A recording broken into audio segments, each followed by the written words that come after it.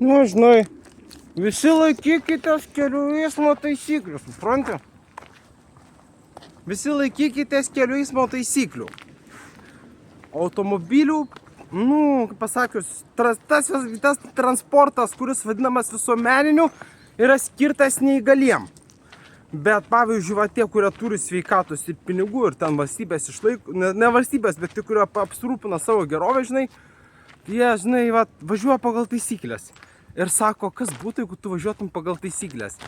Tai, supranti, laikas eina kartais greit, kartais lėtai. Ir tą jaučia visi. Ir man sako socialinė darbuotoja, gerai, kad laikas eina greit. Bet yra vienas dalykas. Tai yra erdvės tankis tam tikroje vietoje. Erdvės tankis. Jis yra tik tam tikroje vietoje, tarkim, tam tikrą mieste. Supranti, laikas tai yra socialinis dalykas. Pažiūrėšinė. Laikas tai yra socialinis dalykas, supranti. Laikas yra socialinis veiksnys, tai yra socialinis veiksnys. Ir jo fizinis matas yra žemės paviršiaus padėtis, supranti. Žemės paviršiaus padėtis. Jeigu žemė stovi vietoj, laikas stovi vietoj, laikrodžiai stovi vietoj. Bet kaip galima išmatuoti, tarkim, supranti, kažkaip išmatuoja automobilių greitį. Ir įsivaizduok, darbo pabaiga, žmogus važiuoja ir žiūri, kad jau tuoj bus vakarienė namuose, žinai. Tuoj namuose bus vakarienė. Tai ką jisai daro? Jisai pamato, kad laikas eina, kad žemė pradėjo pagaliau suktis po darbo. Ir kas tada atsitinka? Jam reikia spėti namo. Važiuosi kaip nurodyta fizikos dėsniuose, ten V lygu S karta, S lygu V karta, žinai, kelias lygu greitis padaugintas iš laiko ir laikas lygus keliui padalintam iš greičio. Tai paprastai tiesiog ten labai susideda. Keliui padalintam iš greičio. Laikas yra kelias padalintas iš greičio. Ir kas tada bus? Tada bus taip, kad jeigu tu važiuosi pagal taisyklės, žemė pradės suktis greitai ir tu nespėsi namo vakarienės, nespėsi aprengti vaikų, pamaitinti vaikų, pasimti iš darželio, nuvežti vaikų, pasimti sutuoktinio, žinai. Ir tada bus pyzė, žinai, jeigu tu važiuosi pagal taisyklės, kai žemė greitai sukasi. Ir kitas dalykas, važiuoju pagal taisyklės, o kažkokia kažkokia stagnacija, žinai. Ir mūsų planetui nebėra gyvų žmonių, supranti. Mūsų planetui nebėra gyvų žmonių. Mūsų planetui nebėra žmonių, supranti, nebėra žmonių. Ir įsivaizduok, tu važiuoji tam tikrų greičių ir laikas stovi, žemė stovi vietoje. Ką daryti? Jeigu žemė stovi vietoje, tu vairuoji mašiną. Ir tu žiūri, per 5 minutės nuvažiavai 10, kiek ten, nežinau kiek. Per 5 minutės, žinai, nuvažiuoji ten 30 km. Supranti, bet visiems pohui. Šitą žino, kiekvienas vairuotojas turėtų žinoti šitą dalyką, žinai. Kiekvienas vairuotojas šitą dalyką turėtų įsiminti. Kad laikas tai yra žemės padėtis ašies atžvilgiu priešais Saulę, supranti. Laikas tai yra žemės padėtis ašies atžvilgiu priešais Saulę. Ir jeigu žemė nesisuks, tu per 5 minutės gali nuvažiuoti 40 km, supranti? Tai šitą turi žinoti kiekvienas vairuotojas. Toks dvasinis kursas, tiesiog dvasinis įvadas į vairuotojo gyvenimą, laikant teisės, kad žemė priklauso, kad laikas yra žemės padėtis ašies atžvilgiu prieš Saulę. Tai kad žemės padėtis yra ašies atžvilgiu prieš Saulę. Čia yra laikas. Ir kaip žmonės viduramžiais galėjo apskaičiuoti laiką, jeigu tai yra programa, supranti. Laikas tai yra kompiuterinė programa. Laikas yra kompiuterių programa. Nes kompiuteriai rodo, kur tuo metu, erdvė rodo, kur tuo metu yra miestas, supranti. Laikas tai yra kompiuterinė programa, kurios atskaitos taškas yra kažkoks tai miestas. Tai yra miestas, supranti. Laikas yra žemės paviršiaus padėtis miesto atžvilgiu, supranti. Laikas yra miesto, tai yra kompiuterinė programa pritaikyta miestui. Čia yra laikas. Ir tu važiuoji, tarkim, ten kartais greičiau ir nespėjai, arba, supranti, Išeini anksčiau iš darbo, pusvalandis lieka ir per 3 minutės nuvažiavai 20 km jau pas savo sutuoktinį, o jisai dar darbe. Jisai dar nebaigė darbo. Ir tau reikia laukti. Praeina dar 10 minučių, tu jau spėjai kebabą pavalgyti, pizzą suvalgyti, ten sušių suvalgyti, arbatą išgerti, kavą išgerti. Supranti, laikas yra kompiuterinė programa, kurios atskaitos taškas yra ne kaimas, o miestas. Ne observatorija, o miestas, supranti? Laikas tai yra atskaitos taškas. Ne, laikas tai yra instrukcija, kurios centras yra miestas. Ir laiko centras mūsų planetoje yra Vilniaus miestas. Supranti, ar gali tai būti, jog Vilnius yra Maskvos vietoj ir tai yra laiko atskaitos pagrindinė vieta?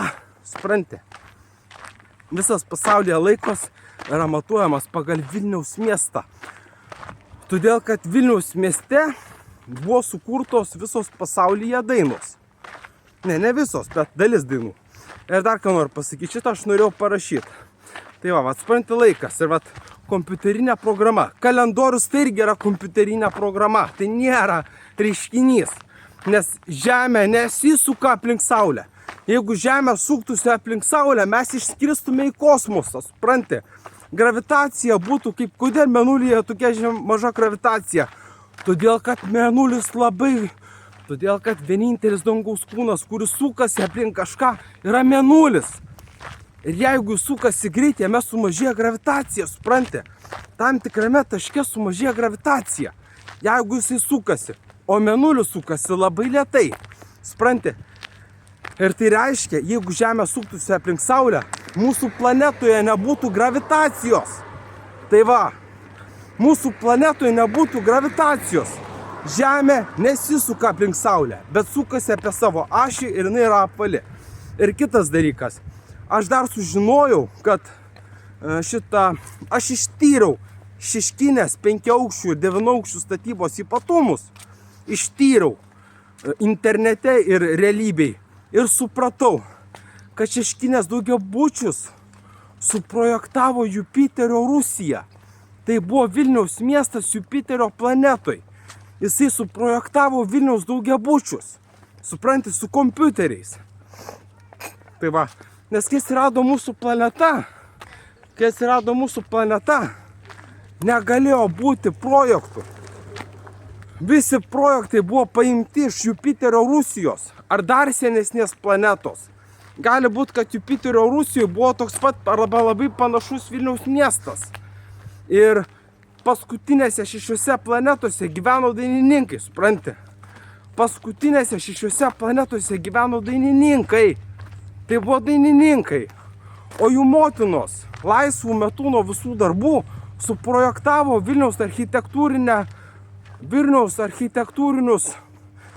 suprojektavo Vilniaus daugiabučių architektūrą ir Vilniaus kontūrus, supranti? Moterys suprojektavo Vilniaus kontūrus, kol nebuvo mūsų planetos. Tiesiog kai atsirado mūsų planeta, moterys per keliasdešimt metų ir per kelis tūkstančius metų suprojektavo visą Vilniaus miestą. Tai buvo Jupiterio ar ankstesniai planetoj. Kai tik atsirado mūsų planeta, iš karto buvo imtasi projekto ir buvo nurodyta vieta, kur turėjo atsirasti Vilniaus miestas. Ir jis atsirado Maskvos vietoj. Bet tai buvo ateivių civilizacija, supranti? Jeigu mes laikom, kad nežemiška civilizacija yra ateiviai, tai ateiviai suprojektavo mūsų miestus, kai atsirado planeta, supranti? Ateiviai, kurie buvo moterys kažkurioje tai senoje planetoje, suprojektavo mūsų miestus, visą architektūrą suprojektavo, visus miestus suprojektavo, supranti? Visus miestus, visus namus suprojektavo, visus daugiabučius suprojektavo, su kompiuteriais. Tai vadinasi, kompiuteriai egzistavo dar tada, kai nebuvo mūsų planetos, supranti? Kompiuteriai buvo išrasti visatos pradžioj. Kitaip nebūtų išnykusi gamta, supranti? Kompiuteriai buvo išrasti visatos pradžioj. Kompiuteriai atsirado visatos pradžioj. O priežastis, kodėl atsirado kompiuteriai, tai yra erdvės sąmonė.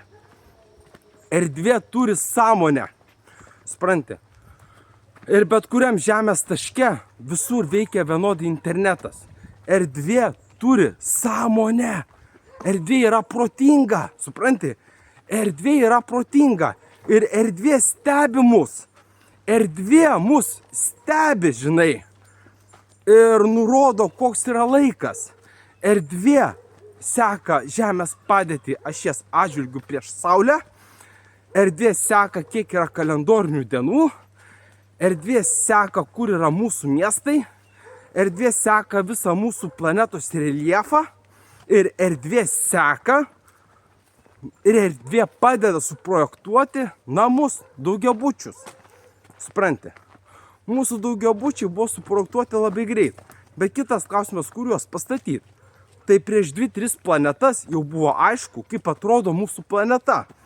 Ir gyvybė atsirado ten, kur nurodė erdvė, supranti? Ten, kur yra Vilniaus miestas, pasirodė didžiųjų, aš nežinau, kaip atsirado žmonės, bet žmonės atsirado per keliasdešimt metų, supranti? Kadangi ne mūsų civilizacija yra pagrindinė ir pirmoji, tai žmonės atsirado per keliasdešimt metų. Per keliasdešimt metų mūsų planetoj atsirado žmonės. Per keliasdešimt metų. Ir jie atsirado ten, kur buvo suprojektuoti miestai. Bet miestams informaciją pateikia. Žinai kas? Miestams informaciją pateikia erdvė. Erdvė parodė, koks yra mūsų planetos fizinis žemėlapis. Viską ištyrė erdvė. Ir žmonės, pasikliaudami ne tik savo protų, bet ir pačia erdvė, pastatė Vilnių ten, kur pažymėta Maskva. O paskui sukūrė Vilniaus rajonų kopijas Rytų Sibiro civilizacijui. Rytų Sibiro civilizacijui, kuris yra Rusijos federacijos dalis, sukūrė Vilniaus miesto kopijas, miestų kopijas, architektūros kopijas ir daug lietuviškų teritorijų. Ir per paskutinius 10 000 metų visa planeta kalbėjo lietuviškai. Lietuviškai nešnekėjo tik tai Amerika ir Afrika. Lietuviškai nešnekėjo tik tai Afrika ir Indija. Jo. Afrika ir Indija nešnekėjo lietuviškai. Bet visos kitos teritorijos buvo lietuviškai šnekantis kraštai. Visa planeta per 10 000 metų kalbėjo lietuviškai. O kai atsirado mūsų planeta, buvo tik lietuvių kalba. Ir moteris sukūrė valstybių žemėlapius ne ten, kur parodyta, o ten, kur yra iš tikrųjų. Ir moteris greitai, ir mūsų planeta iš erdvės, iš kosmoso atsisiuntė programas, kurios vadinamos Google vertėjais. Supranti? Mūsų planeta atsisiuntė programas, kurios yra vadinamos vertėjais. Iš erdvės. Erdvės saugo visas kalbų informacijas. Mūsų planetos moterų valdomos atsisiuntė kalbas, atsisiuntė kalbų vertėjus, žodynus. Tai va. Atsisiuntė kalbų vertimus. Ir visus dokumentus, visas knygas. Ir svarbiausia, kai jos atsisiuntė, tai dainas. Nes dalis dainų buvo nudainuota per 6 planetas, supranti. Ir dabar apie laiką, supranti. Lieka pusvalandis iki darbo pabaigos, viršininkas išleidžia tave namo, o tu per 5 minutės jau esi pas savo sutuoktinį arba vaiką, o tavo vaikui dar nesibaigia būrelis, sutuoktiniui nesibaigia darbas, ką tau daryti. Praeina dar 5 minutės, tu jau ir pavalgęs, ir atsigėręs, ir nežinai, ką to veikti. Žinai, tai va. Va taip yra. Ir mūsų planeta atsisiuntė žemėlapius. Ne, žemėlapius jie turėjo. Mūsų planeta atsisiuntė miestų modelius ir architektūros brėžinius, kurie buvo pagaminti programomis, supranti. Mūsų miesto visi daugiabučiai buvo pagaminti su programomis. Viskas buvo pagaminta su programomis. Tik šešėliniam internete, kai nebuvo nei AutoCAD, nei kitos programos, supranti. Visi mūsų daugiabučiai buvo padaryti su programomis. Tai va. Ir tiltai viskas. Tai yra programos. Ir taip suprojektuotas Vilniaus miestas, kad realiai galima sukurti kompiuterinį žaidimą, kuriame bus kiekviena detalė tiksliai atitinkanti Vilniaus miestą. Žinai. Prisimenu, kad kažkuriam iš praeitų gyvenimų aš mačiau žaidimą, kur Čiobiško kiemas paverstas kompiuterinių žaidimų. Supranti? Prieš 1000 metų aš mačiau žaidimą, kur mano tėvų buto kiemas yra paverstas kompiuterinė programa. Supranti? Mano tėvų kiemas yra paverstas kompiuterinė programa. Ir viskas yra kaip kompiuteriniai programui. Supranti? Tai va, mūsų visi miestai yra perkeliami iš erdvės, visą mūsų erdvė čiupinėja kiekvieną gyvą padarą šioje planetoje. Supranti? Erdvė čiupinėja kiekvieną medį, kiekvieną augalą, kiekvieną nuorūką, kiekvieną pastatą, kiekvieną gatvę, kiekvieną pažeidimą, kiekvieną šulinį, kiekvieną skraidantį padarą, kiekvieną vaikštantį padarą. Mūsų erdvė apie mus viską žino, supranti? Tai yra paslaptis, kurios nenoriu sakyti mokykloje, bet viskas yra pagaminta programomis. Netgi receptai gal ne, bet supranti, visi miestai yra sukurti programomis. Seniausiai, netgi, kad dabar, tai maždaug tiek ir pasakysiu, žinai, tiek ir pasakysiu. Ir dar noriu pasakyti, kad pirmosius kaimus Saulės sistemoje sukūrė motinos. Mano motinos sukūrė pirmosius kaimus Saulės sistemoje, pirmosius kaimus. Juos sukūrė mano motinos. Jos sukūrė pirmuosius kaimus Saulės sistemoje, nes kai atsirado mūsų visata, nebuvo kaimų, supranti? Nebuvo kaimų. Visoje planetoje buvo miestai. Kai atsirado visata, buvo miestai ir kompiuteriai. Visoje visatoj. Ir čia ne ateiviai, čia yra žmonės. Nes vienintelis gyvas padaras, mokantis dirbti ir kurti, yra tik tai žmogus ir ne joks humanoidas. Humanoidai nemoka kurti, jie moka tik tai gadint. Supranti? Humanoidai moka tik gadint. Ir kiekvienas žmonės yra pirmieji ir paskutiniai padarai, kurie gyvena Saulės sistemoje. Ir visoje visatoj.